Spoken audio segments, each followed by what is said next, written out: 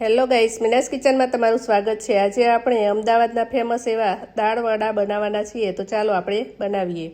દાળ વડા બનાવવા માટે 3-4 કલાક સુધી છોતરાવાળી મગની દાળ પાણીમાં પલાળીને રાખી હતી। પછી તેને કાણાવાળા વાટકામાં લઈ લેવી, જેથી બધું પાણી નીકળી જશે। પછી દાળને મિક્સર જારમાં લઈ લેવી, તેમાં લસણ, લીલા મરચાં, આદું, સ્વાદ અનુસાર મીઠું એડ કરી લેવું અને પછી મિક્સરની મદદથી ક્રશ કરી લેવું। આપણું દાળ વડાનું બેટર બનીને તૈયાર છે।